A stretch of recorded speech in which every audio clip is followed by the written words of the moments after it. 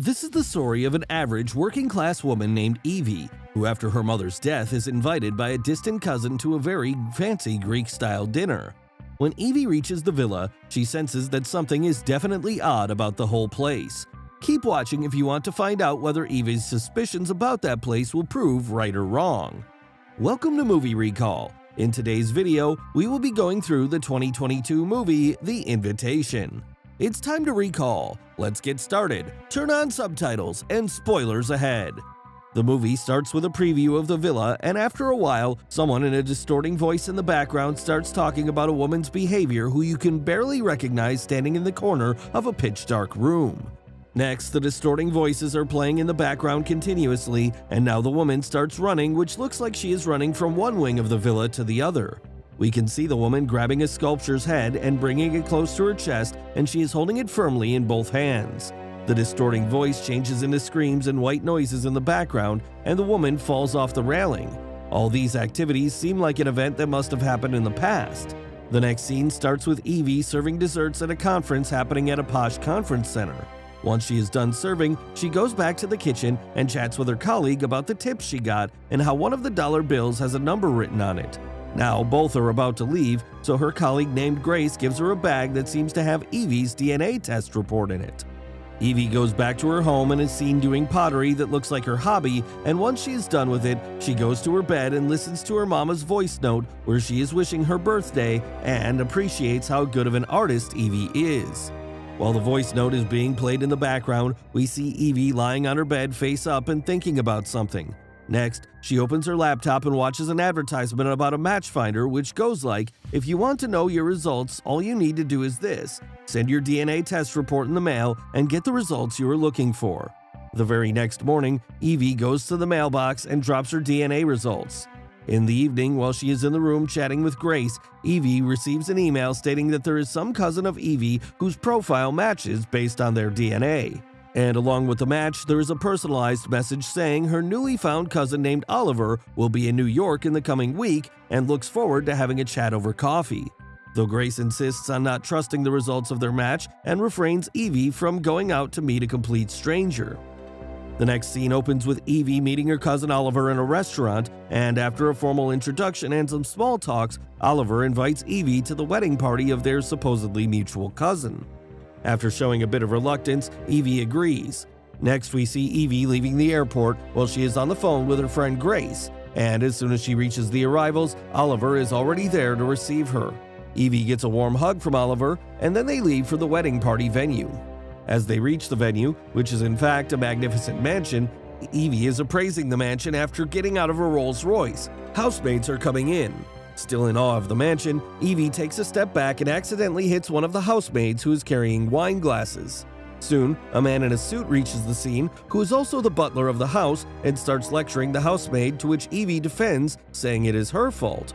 Though adamant about the fact that it's the maid's mistake, keeps on lecturing, to which Evie gives him a shut-up call for his snarky behavior. While all this is going on, a man named Walter intervenes and asks them to clear the fuss. A formal session of introduction between Walter and Evie begins, and while they are at it, Oliver comes in and introduces Evie and Walter to each other. In the next scene, we see Evie being guided to her room by the same butler who was lecturing the maids.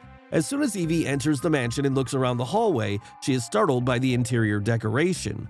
Then the butler introduces Evie to the housemaid named Mrs. Swift, who then takes Evie to her room, which is much better than her expectations.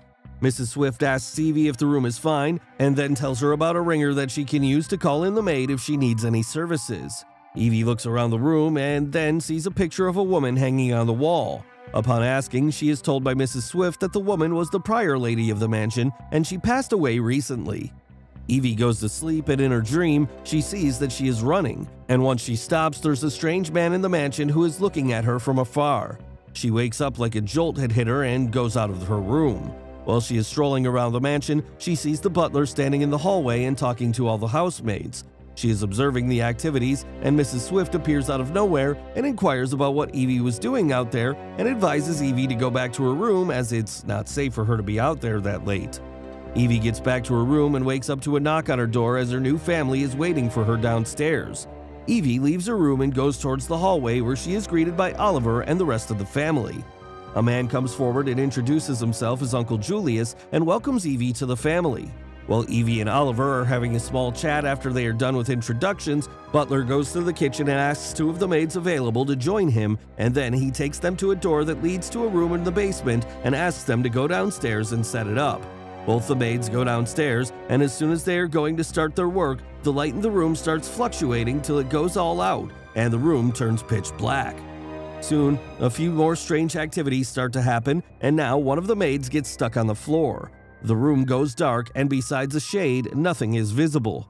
We can hear screaming, scratching, and cluttering sounds all coming out together, but nothing is properly visible. And the scene ends without a clear description of what happens to the maids. In the next scene, Evie goes back to her room and sees a beautiful golden dress hanging with a note from Walter. Then we see Evie is on a call with her friend Grace, and suddenly something hits her window.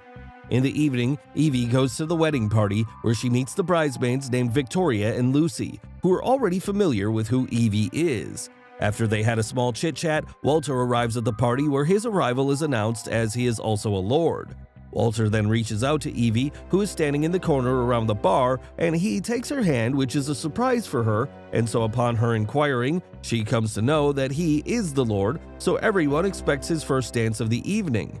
Both started dancing in the middle of the floor. Meanwhile, both of them are engaged in some intimate talks. Soon after, Walter takes her hand and takes her to a big room that looks like an annex to the mansion. There, they stay a talk about how all the orphan cousins end up in one place. A few more conversations took place, such as Evie asking Lord if he feels bored at this secluded mansion. In all these conversations, both of them are leaning on a table corner, and in the background noise of fireworks, they start kissing. In the next scene, we see the Lord greeting all the attendees of the party and having a chat with Victoria about his personal experience with Evie. Next, we see Evie sleeping in her bed while the dubious things start to happen. We can see curtains moving due to the wind and whispers of Evie echoing across the room. Evie wakes up and is scared by all the events happening around her, and as soon as she looks up, she sees a hand sticking up the window pane. She gets on the ground where she can see visible shadows on the walls, but suddenly Walter appears out of nowhere and calms her down. Walter asks Evie if he could stay in her room for the night if she is afraid to sleep alone, and so they share the bed for the night. Evie jumps in between a chitter-chatter with the Lord and wakes up to Victoria and Lucy bombarding her room with a robe in Victoria's hand. Upon asking, Lucy tells Evie that it's a spa day, so she should come along. In the spa room, while Lucy and Evie are having their manicure, Victoria dives into the pool, and a weird question and answer session starts between Evie and Victoria with a very strange transitioning effect. Evie gets frustrated due to her questions and moves her hand, and because of that, a cuticle pusher injures her finger. She tries to leave the spa immediately, but Victoria jumps out of the pool and forcefully licks the blood on Evie's finger. Evie returns from the spa and into the hallway. She goes to the drawer to get the key to the room she was refrained from entering on the very first day of her stay at the mansion. In the room, she accidentally drops a file, and upon opening it, she found documents with her complete profile present in them. Her name, her status, family history, everything is present in that document. Next, we see she is in her room with the luggage bag sitting on the bed, and she is packing her stuff to leave. Walter comes to the room and asks why she is packing. She confronts him by giving him the documents with her profile on them. She accuses him of profiling and stalking and says she wants to leave. Walter comforts her by talking about how he likes her and wants to know more about her. The intense scene transforms into an intimate one, and they start kissing, which leads to an even stronger and more intense scene. The next morning, both wake up in bed, and Walter tells her about a family dinner she has to attend and that the dress she will be wearing tonight is in her closet. She gets and reaches the dining hall where everything is set for dinner and everyone is already seated at the table with their party masks on. Walter acknowledges all the four families present at the table by naming their clans and kisses the hand of Evie. The very next moment, a very pleasant scene turns into a horrid one when Walter announces his marriage to Evie and about joining all the lost families. The butlers cut the throat of one of the maids and collect all the blood in a bowl. Next, the blood is poured into 3 glasses which are served to Walter, Victoria, and Lucy. All the events transition through the thoughts of Evie. Even she remembers that the woman whose picture hangs in her room isn't the previous lady of the mansion, it's the picture of her great-grandmother named Emmeline. As soon as Evie gets a hold of herself, she gets off the dinner table and runs towards the door, where the staff stops her from leaving the room. Evie asks that she wants to go home, but the Lord asks Victoria and Lucy to handle her for the night. Then Evie is carried to a cellar room where Victoria and Lucy accompany her, and there they tell her about their ages and reveal that they are not humans, instead they are vampires. They try to calm Evie down by saying to her that she can also have eternal life once she becomes a vampire. Then we see Victoria and Lucy putting all panicking and screaming Evie in a small room and leaving her stranded there all alone for a night. She spends the night in that pitch-dark box, and in the morning, Mrs. Swift comes to her help and gets her out of the box. She also guides her on how she can run from the mansion. Confused about why she would help Evie, she replied that the great-grandmother of Evie was a very dear friend of hers. Evie, to run from the mansion, starts running in the passageway, which bells all the bells simultaneously, suggesting an abnormal activity in the cellars. We can see that everyone gets active and starts looking for Evie. We see a butler with an axe in his hands trying to find her in the passageway. Evie manages to leave the mansion, but seeing everyone trying to find her, she hides in the wooden store outside the mansion. A man comes in, throws a body in, and while he approaches the door to leave, he hears a dampened hiccup of Evie and starts to search the store. We see that Evie comes out of the corner and runs towards the store. She leaves the room while the man is still inside and locks him in. Next, we can see that she keeps running, and while the day has by now turned into a night, Evie finds a home in the jungle and asks them for help.